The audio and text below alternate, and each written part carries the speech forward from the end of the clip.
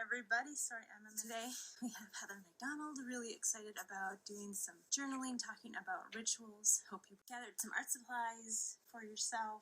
Collage, scissors, something to glue things with, some glue or some that medium glue stick tape, and then something to put it on. Paper, journal, old book.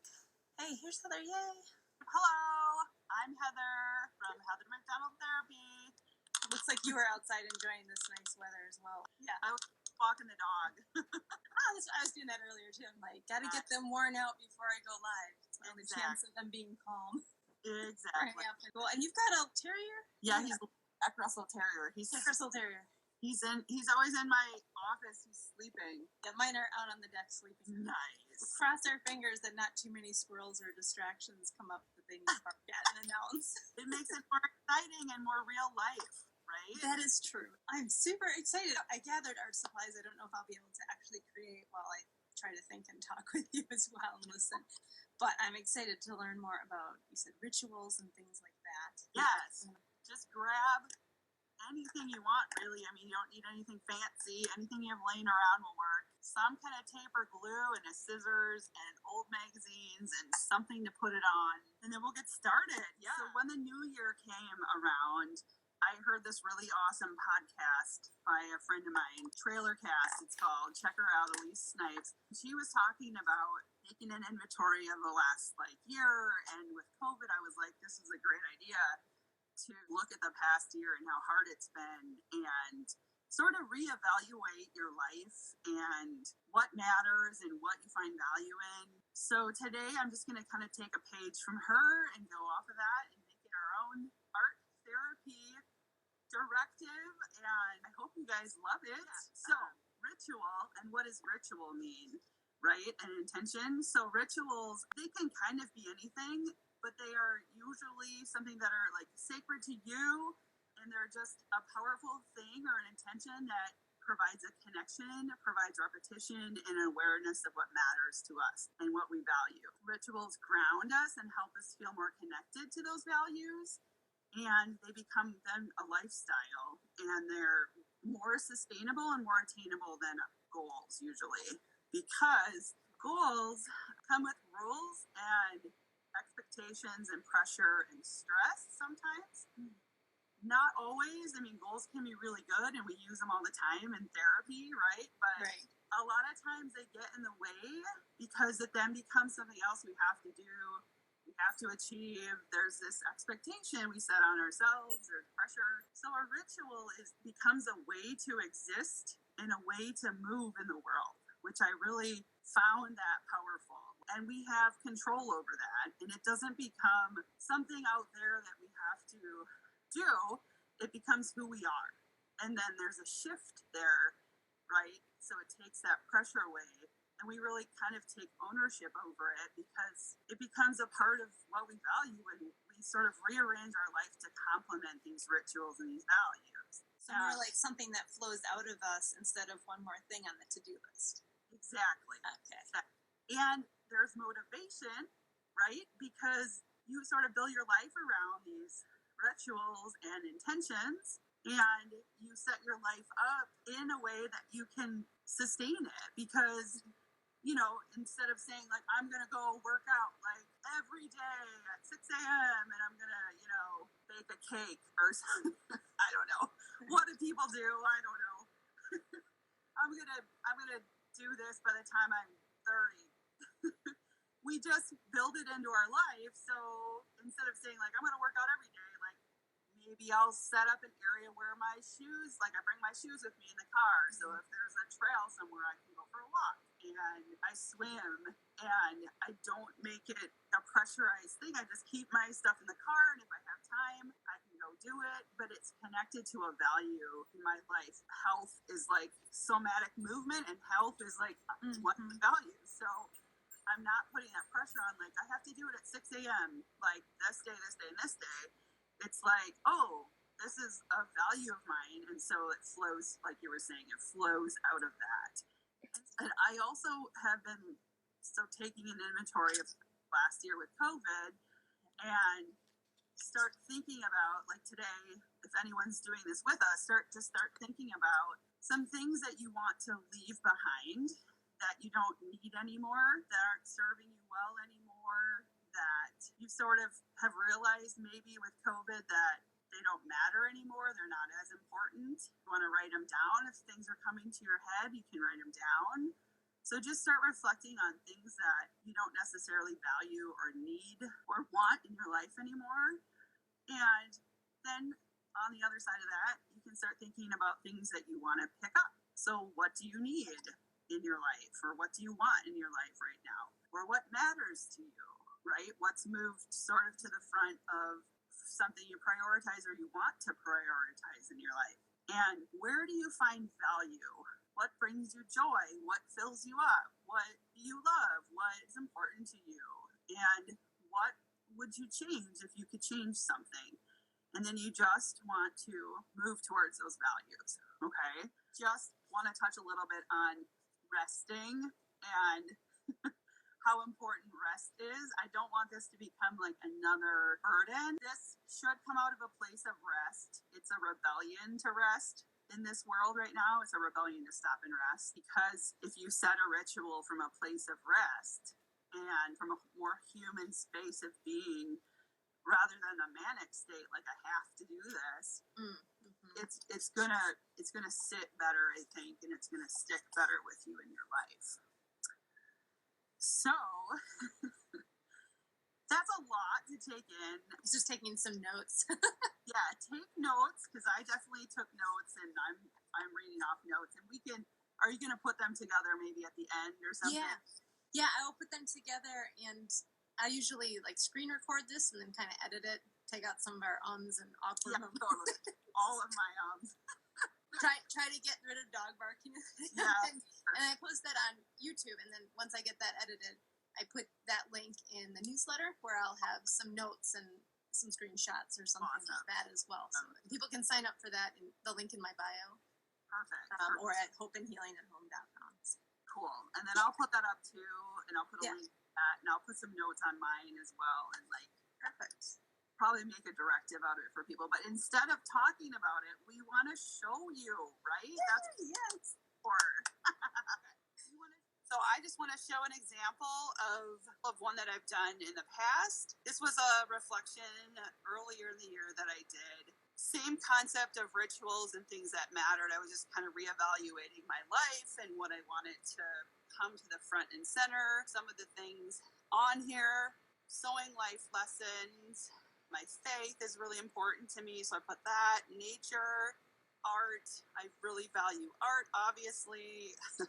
Be in good health. There's an old English word, wassail, that means be in good health, so I put that on there.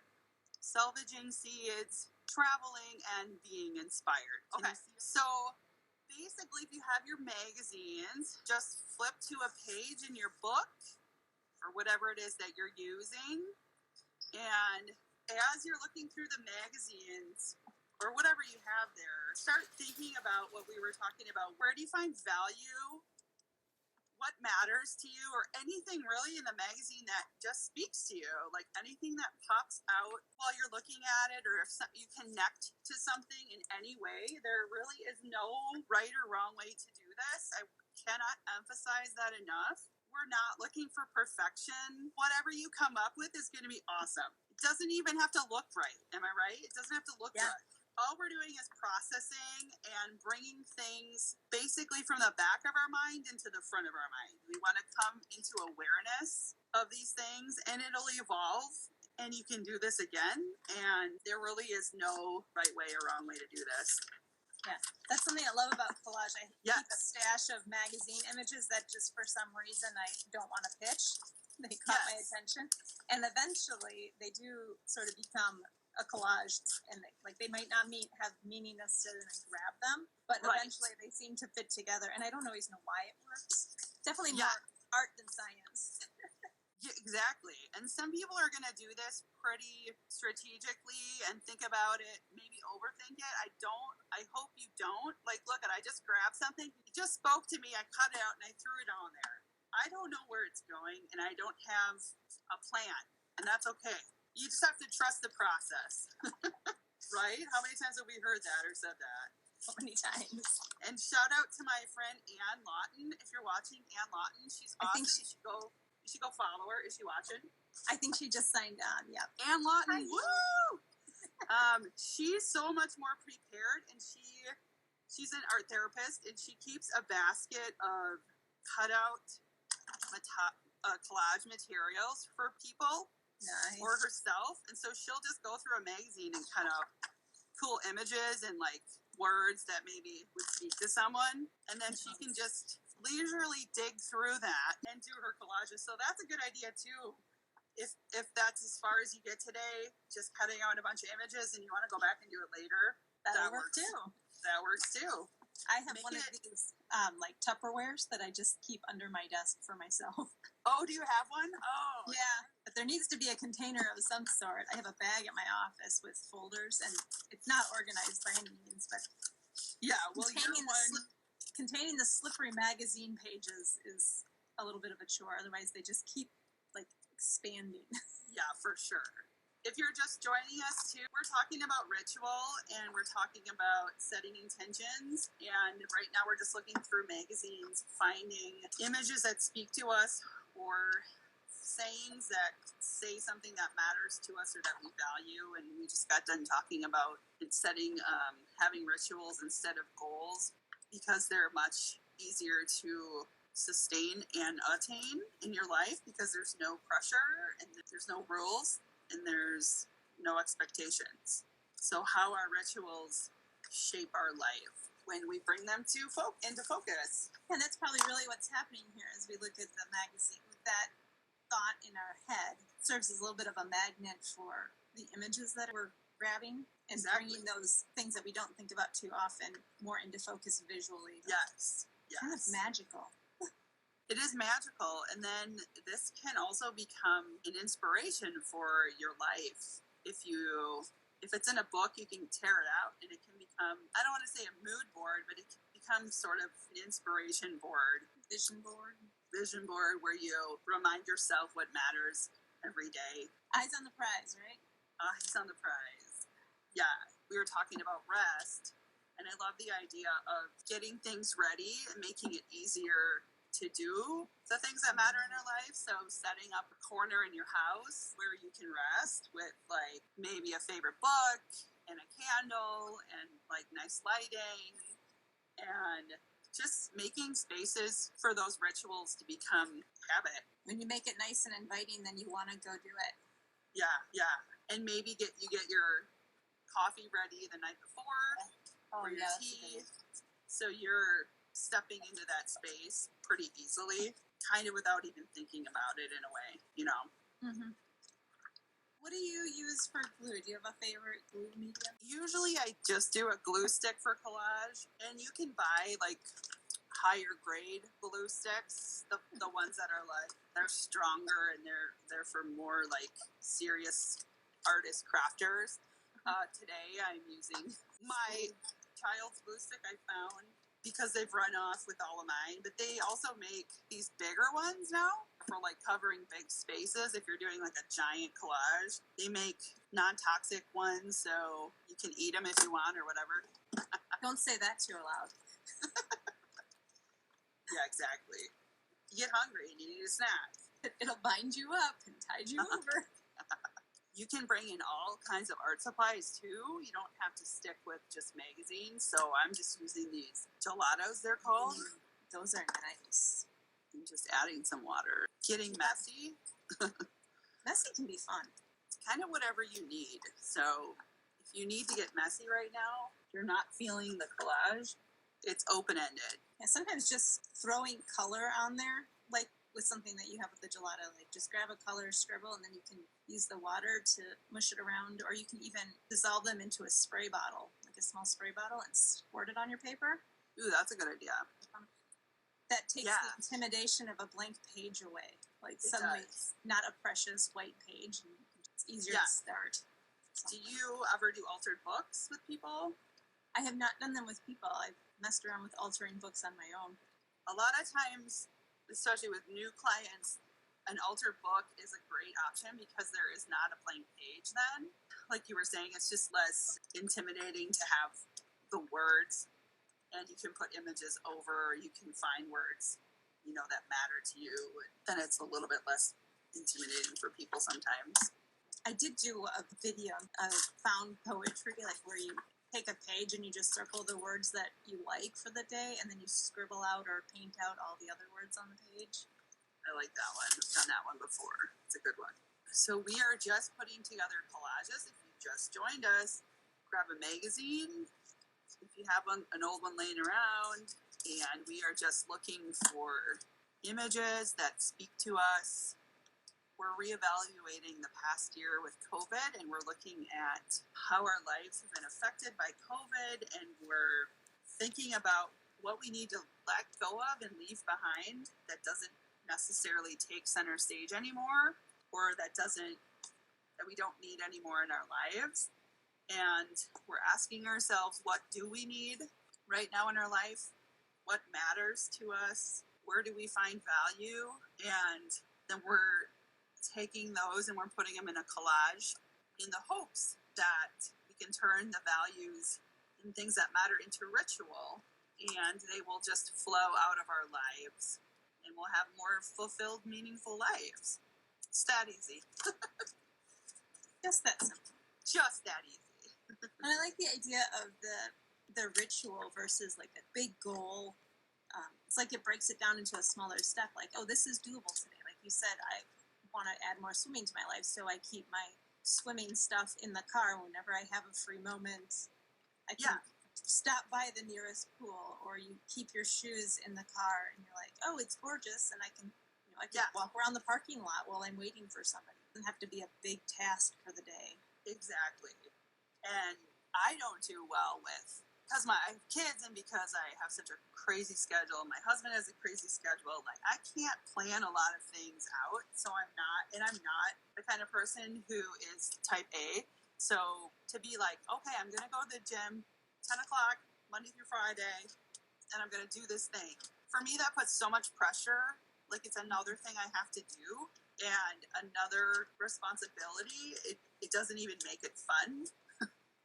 It just becomes... That's the fun out. Oh. Yeah, it just becomes something that's an expectation that I have to get done. And so I love attaching meaning to those values. So I'm sure you know, as a therapist, like how important movement is, especially for processing trauma and just getting those emotions out somehow. So for me, somatic movement or body movement or bilateral movement, which bilateral movement just means you're moving two things. So you're walking, both legs are walking or swimming. How much those things help us process trauma and are just so therapeutic in nature in and of themselves. For me, that just becomes such an important value. And so I'm not looking at swimming as like, oh, I have to go do this extra thing. I'm looking at it like, this is like a value of mine, and it's going to help me so much, and it's going to help me process trauma. And the past year has been very traumatic for everybody. And it then becomes, I get to do this thing because it matters to me, not I have to do this thing because it's on my to-do list. That's a really good shift. I get to instead of I have to. Right, exactly. And it gives you the power, right? It gives you the control, and it gives you the power. If you're having an off day and you need to put something else in your life first, something else that you value, and you don't have the energy, or you're just having a day where you just need to do something else, it's very easy to shift those around too, because it just becomes who you are and part of your life. It doesn't have anything to do with meeting an expectation or a goal, you know. Does anybody want to write in with anything that they're finding, or anything that they've discovered about what they value, or any images that they're popping out to them? I have images cut out, but I can't lift it up or it'll fall Okay. apart. But I'll post a picture, and I would love if people would also... Oh, Anne just said, I always am drawn to circles that contain them. Circles. Ooh, I love that. Yeah. Circles always show my stuff too, Anne. Okay, so this is what I have. It says, without risk, I wonder if we can ever experience growth. So taking risks, that's become kind of a value lately, just putting yourself out there and taking a risk. And then balance is a huge one for me. Art Express also just posted liking the ritual theme and supporting adults towards use of art. Is that what you're trying to say? I love it. Yeah, I hope people will feel free to post their images and in the comments or whatever, or make sure you hashtag, and then do the @ symbol so that Heather and I both get notified. So yeah, if you guys have any questions afterwards, feel free to pop on and DM either of us, and we will try to answer any questions, art supply questions, any kind of art therapy questions, ritual questions. Yeah. Collage questions. Yeah, we're here for you guys. Yeah, and you're doing all telehealth now for your art therapy class? Yeah. Oh, man. So anybody who's listening could sign up and get a consultation, sign up and take some courses. Yeah, I'm open. I'm open to do lots of, we can just keep going. Awesome. Well, great. Thanks for being a guest, and thank you for everybody who joined and for having put a me. comment. Yeah. Thank you, everybody. Have a good Wednesday. Okay, bye.